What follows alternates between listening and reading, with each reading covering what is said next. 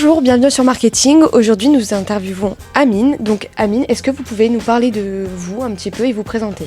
Bien sûr, alors moi c'est Amine Belghazi, j'ai 31 ans, pas d'enfant, toutes mes dents.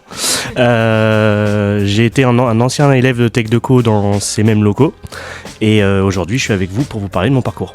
Donc vous disiez TechDeco, donc quel est votre parcours scolaire ? Alors moi j'ai un parcours un peu atypique, j'ai commencé en bac pro commerce, donc je suis issu de ces bacs professionnels, je sais même pas si ça existe encore aujourd'hui, sans doute.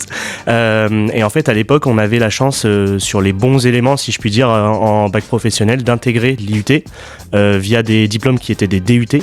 Et voilà, donc là vous c'est en 3 ans, moi c'était en 2. Donc voilà, et en fait j'ai intégré TechDeco en suivant pendant 2 ans. Et à la suite de cela, j'ai fait une licence d'ISTEC à Nancy, qui est une licence spécialisée dans la commercialisation et distribution de boissons. C'est la seule en France. Elle est donc basée à Nancy et suite à cela, j'ai intégré le milieu de la distribution de boissons. Voilà. Du coup, la formation TechDeco, elle a eu un impact sur votre vie actuelle ? Alors, il y a eu les fondamentaux commerciaux, si je puis dire, qu'on apprend, mais au-delà de ça, je pense que ce qui est vraiment intéressant, c'est que ça relate pas mal votre future vie en entreprise, parce que vous travaillez avec des gens que vous choisissez pas forcément. Il y a une multiplicité de profils, et du coup, je trouve que ça ressemble vachement à ce que demain vous aurez en entreprise. Donc, ça m'a surtout préparé à ça. Sans le savoir au départ, mais quand on fait le calque, c'est surtout ça qui ressort. Voilà. Et est-ce que vous avez vécu des rencontres ou des expériences qui vous ont permis d'avoir des opportunités jusqu'à aujourd'hui ? À TechDeco ? Oui, ou même dans votre vie en général aussi. En fin de compte, mon parcours aujourd'hui dans la boisson, il se fait entre guillemets grâce à TechDeco, parce qu'au départ, moi, je voulais vendre des voitures. J'étais fan de bagnole et je fais mon stage de fin de DUT qui était sur 2 mois à l'époque. Et en fait, je rencontre une dame chez Toyota à l'époque que je salue d'ailleurs si des fois elle nous écouterait. C'est Sandra Fumard qui me dit mais Amine, je te vois tellement faire ce que j'ai fait avant. Et en fait, elle bossait pour un grossiste qui s'appelait France Boisson. Donc peut-être que vous connaissez. France Boisson, c'est un interlocuteur sur le marché de la distribution de boissons en France qui livre tous les établissements dans lesquels vous pouvez aller. Ça peut être un Watson à Périgueux. Bon là c'est pas France Boisson en l'occurrence, mais voilà, c'est ce genre de structure qui en fin de compte livre ce genre d'établissement et c'est elle qui m'a parlé de la licence d'ISTEC. Voilà, c'est vraiment la personne qui m'a marqué et qui fait qu'aujourd'hui je suis devant vous. Vous avez encore des contacts avec elle ou De temps en temps, je crois qu'en plus elle l'enseigne, je sais plus si c'est EBSECO ou la CCI, ou peut-être que c'est la même chose à vrai dire, mais voilà, je crois qu'elle est là-bas, et donc voilà, c'est une très belle personne. Si vous avez l'occasion de la rencontrer, elle sera ravie de parler pour vous. Bon du coup, vous nous avez parlé donc de ce qui vous a attiré pour arriver dans ce domaine donc du domaine des boissons. Et selon vous, quelles sont les qualités essentielles pour être responsable de secteur dans... Et je dirais que sur le responsable de secteur, et en l'occurrence dans la boisson, parce que moi je vais parler pour ce que je connais, je dirais que c'est la rigueur. En fait, on a des métiers où aujourd'hui nos interlocuteurs, c'est donc le CHR, café, hôtel, restaurant. C'est des métiers plaisir. On est avec des gens qui sont des passionnés, donc des restaurateurs, des barman, enfin des patrons d'entités qui sont pour le coup impliqués et passionnés par ce qu'ils font. Et il y a une grosse partie de convivialité. Et en fin de compte, en regardant tous les gens avec qui je travaille au quotidien, que ce soit dans mon entreprise ou même avec des confrères, on se rend compte qu'il y a des gens qui mettent beaucoup le curseur sur la convivialité, beaucoup moins sur le professionnalisme. C'est un peu le piège dans notre métier vu qu'on vend des produits plaisir. Donc moi, le maître mot, si je puis dire, pour être un bon responsable de secteur, c'est rigueur, professionnalisme. D'accord, donc justement, je rebondis. Là, vous avez parlé vraiment des atouts qu'il faut avoir pour faire ce métier-là et ce poste-là. Est-ce qu'il y a des défis particuliers auxquels vous êtes confrontés régulièrement, justement ? L'organisation, parce qu'en fin de compte, vous êtes tout seul sur le terrain toute la journée. Donc, enfin, il n'y a personne pour juger votre travail. C'est difficile de pouvoir s'évaluer et se situer, en fin de compte, vis-à-vis des performances. Pour le coup, je pense que il n'y a que ça, sincèrement. Voilà. Et est-ce que le fait d'aller vers les gens, c'est aussi une chose des fois qui peut vous bloquer ou non, vous êtes vraiment à l'aise Je pense que si on n'est pas à l'aise avec l'humain, faut pas faire ce métier. Faut faire autre chose, vous faites ce que vous voulez, il n'y a pas de souci. Mais en fin de compte, si vous allez dans ce métier-là et que vous n'êtes pas à l'aise et que c'est un défi pour vous de discuter avec les gens, franchement, vous allez vous faire du mal et vous allez être malheureux dans votre quotidien, donc ça sert à rien. Après, est-ce que votre rôle, justement, vous a aidé pour prendre confiance en vous et de l'aisance un peu à l'oral ? Oui et non, je pense que de base on a une faculté qui est, je pense que on est avec une fibre plus ou moins commerciale. Évidemment après à ce travail, ça il y a aucun sujet.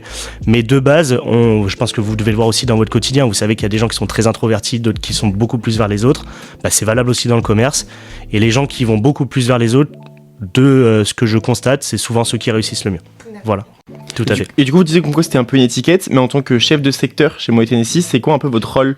Ça va rester dans la même mission ou Il y a 2 points. Le premier, c'est que on a un aspect construction de la marque. Donc en fait, c'est comment je fais vivre une expérience autour de mes produits lorsque vous, par exemple, vous sortez où à Périgueux ? Prenons un exemple simple. Watson. Watson, très bien. Ou à la suite, très bien. La suite qui est un client, un partenaire à moi. En l'occurrence, c'est qu'est-ce qui fait que demain, pour construire une marque, vous allez aller à la suite, vous allez avoir envie de consommer du Moët & Chandon ou de la Belvédère, ou en tout cas les produits de mon portefeuille. Donc ça, c'est ce qu'on appelle la construction de marque. Ça passe par de l'expérience, donc des soirées, ça peut être tout plein de choses. Et après, il y a évidemment une partie business qui là est liée au chiffre d'affaires. Donc là, c'est chiffre d'affaires, marge, le b.a.-ba du business aujourd'hui. Et là, en l'occurrence, là-dessus, c'est comment faire grossir mon chiffre d'affaires sur un secteur avec plus ou moins de clients, en améliorant un mix, en développant de l'ADN, etc., etc. Et du coup, quelles sont vos relations par rapport au service marketing ? Alors, nous, on a un service marketing qui est dédié par maison. Donc, en fin de compte, moi, je représente Moët Hennessy, mais au sein de Moët Hennessy, il y a plusieurs maisons. Donc, il y a, par exemple, Moët & Chandon, Dom Pérignon, Belvédère. Et en fait, chaque maison, ce qu'on appelle, nous, des maisons, a son service marketing. Et en fin de compte, l'unité qui va centraliser, qui va faire le lien entre ce service marketing et moi, c'est le trade marketing. Voilà. Comment vous présentent-ils leur lancement de produits ou opérations commerciales par exemple ? Alors, 2 solutions. Soit on a des plans annuels avec, typiquement, on a des lancements et des présentations de produits qui se font l'année 1 pour l'année 2. Exemple, là, on en a eu début novembre, pardon. Donc, début novembre, on nous présente les plans qui arrivent sur l'année 2026. Donc là, en l'occurrence, 25 pour 26. Ça peut être en visio. Et chaque maison en fin de compte fait son petit speech en disant voilà, nous, nos nouveautés c'est ça. Ou alors sinon c'est en convention. Et là en convention on se réunit 1 à 2 fois par an, toutes les équipes commerciales, back office, etc. Et là on a une plénière marketing ni plus ni moins où tout le monde peut toutes les maisons nous présentent leurs projets. Donc vous disiez que vous alliez souvent sur le terrain. Est-ce que vous avez des OAV particuliers ? Moi non, pas spécialement. C'est plutôt les responsables de secteur qui vont s'occuper des caves qui ont ça, notamment sur les fêtes de fin d'année où c'est des choses qui sont plutôt importantes et qui reviennent. Les cavistes les demandent avec le même terme en OAV. Donc moi je l'ai moins sur mon périmètre. Donc voilà, non. Des OAV aujourd'hui sur un secteur high energy tel que moi, non, je n'en ai pas. Est-ce que du coup vous effectuez des contrôles pour voir si votre image est respectée, si les gens permettent vraiment de faire rayonner un peu votre marque ? Bien sûr, en fait, nous on a sur chaque visite, à partir du moment où je rentre dans un établissement, j'ouvre en même temps un espèce de rapport qui va me permettre de vérifier l'ADN, donc voir les produits qui sont présents. Et là en l'occurrence, c'est s'assurer qu'on n'a pas une bouteille de Moët & Chandon dans un seau Laurent Perrier, par exemple. On voit tellement de choses, vous devez le voir dans des établissements, des fois vous allez boire un coca et on vous met un verre iced tea. C'est en fait quand on est un petit peu sensible au marketing, au trade marketing et à notre travail, ça c'est un truc, ça donne des boutons littéralement. Donc oui, il y a ce genre d'audit, ça peut arriver.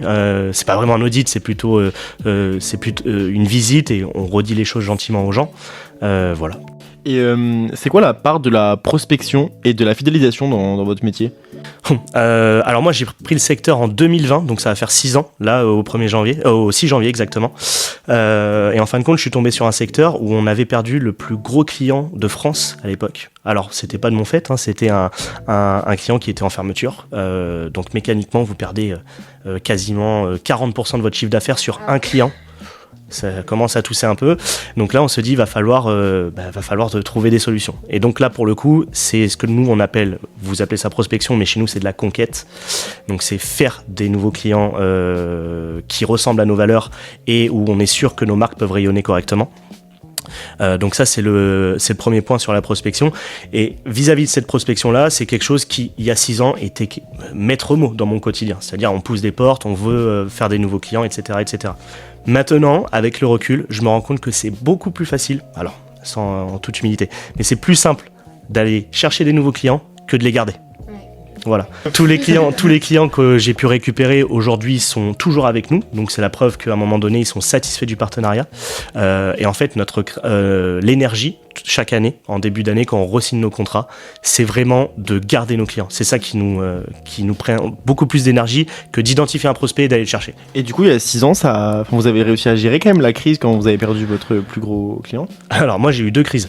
J'arrive, le premier client le plus gros, 40% de mon chiffre d'affaires, il arrête, donc il n'y a plus. Et 3 mois plus tard, Covid. Et je sais pas si vous vous rappelez, mais Covid, les boîtes de nuit, c'était pas du tout un sujet. C'était pas la priorité. Alors moi, je suis pendant ma période d'essai de 6 mois. Donc là, je me dis, ok, à tout moment, ils vont dire, on arrête, quoi. Et en fin de compte, non, pas du tout. On a réussi à tisser des liens, du coup, avec des grossistes qui eux continuaient leur activité. Et aujourd'hui, notre plus gros client actuel est un grossiste à Bordeaux. Et cette relation est issue de liens que j'ai pu tisser en fait pendant la période Covid. Donc ça a eu du bon quelque part. Et quelles actions mettez-vous en place pour valoriser la marque de groupe à travers tout ce qui va être des fois les dégustations, les animations que vous pouvez proposer? Alors les actions, là pour le coup on a une vraie autonomie. Alors on a un cadre évidemment où on nous dit par exemple il faut faire déguster tel ou tel produit. Ouais, sauf qu'une dégustation tout le monde en fait. Donc c'est comment nous typiquement on va sortir notre épingle du jeu. Là j'ai un très bon exemple. J'ai organisé le 26 septembre dernier une soirée belvédère en fait à Bordeaux.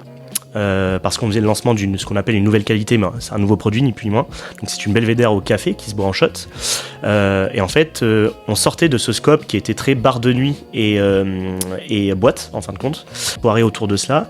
Et qui j'ai invité, c'est là où c'est intéressant, c'est que j'ai invité tous les interlocuteurs nuit, partenaires et prospects de la région. Donc ça, c'était de mon secteur, mais ça prenait aussi le Pays Basque, Toulouse, La Rochelle. On a eu 97% de taux de présence, donc les gens étaient hyper contents de venir. Et c'est là où on se dit, waouh, ça c'est un vrai métier, on n'est pas du tout dans d'aller chercher du volume, c'est faire connaître, faire découvrir, faire adhérer surtout. Et suite à cela, en fait, sans même avoir d'une pression commerciale, tous ils sont repartis dans leurs affaires respectives et ils ont tous acheté Belvédère au café. Et comment vous voyez donc votre métier, donc le responsable de secteur, évoluer dans les prochaines années? Tant qu'il y aura de l'humain, il restera des humains. Je m'explique. On est dans une époque où vous voyez, il y a de l'IA, tout est augmenté, enfin c'est compliqué. Demain, je vois pas un robot faire mon métier à ma place. C'est impossible. Donc vraiment, tant qu'on reste avec des interlocuteurs qui sont humains, qui aiment ces choses qui sont pas palpables autour de la construction de marque, etc., le métier responsable de secteur dans 5-10 ans, je pense qu'il sera le même. Voilà. L'avantage, c'est que vous êtes dans un secteur qui risque pas vraiment de bouger, les boîtes de nuit, etc. Tout ça, il y a très peu de chances que... Alors, on a vu quand même une vraie baisse. Nous, en les clubs, les boîtes de nuit en l'occurrence, je crois que, je veux pas vous citer de chiffres vraiment, mais on est déjà divisé par 2 en termes d'établissements par rapport aux années 2000. Par contre, force est de constater qu'aujourd'hui, les établissements qui fonctionnent longtemps. Je pense que l'avenir, si je dois le baser sur l'aspect nuit en tant que tel, on sera plutôt sur des modèles un petit peu plus anglais, un petit peu plus américains, où en fin de compte, sortir jusqu'à 6h du matin, ça va peut-être évoluer. On aura peut-être des restaurants qui fermeront à 2-3 heures, avec potentiellement un after en suivant, mais le fait de faire la fête jusqu'à très tard, très tôt le matin, c'est très français. Vous savez combien de temps, est-ce que ça peut varier tout le temps le temps que ça prend pour acquérir un client? Bien sûr, y a des gens qui sont très formels, où on va avoir des rendez-vous assis, ça va être 2, 3, 4 tours de négo des fois. Si on est sur des établissements où les mecs sont monopropriétaires, ça peut faire 1 tour, 2 tours, et c'est fait. Dans le CHR, les tenanciers d'établissement sont très fidèles à leurs partenaires. Donc je dis une bêtise, si je rentre dans un compte qui est Pernod Ricard ou le champagne, en l'occurrence c'est Moum, et c'est très difficile de le faire passer sur Mouette parce que ça fait 20 ans qu'il bosse avec Moum. Donc c'est comment je lui fais passer cette étape-là. Pour les personnes qui souhaiteraient se lancer dans ce domaine notamment, quels conseils pouvez-vous donner Donc si on est dans le milieu de la boisson, je dirais de se spécialiser.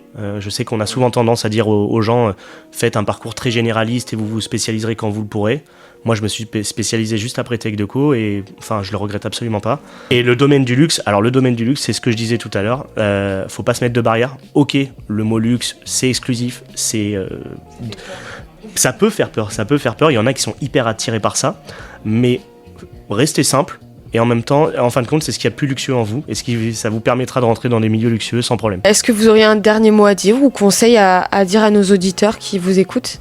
En fait, tout ce qui est luxueux, à un moment donné, ça a pris du temps à se construire. Et en fait, quand on sait qu'aujourd'hui, tout doit aller vite, les TikTok, les machins, tout ce qu'on veut bien.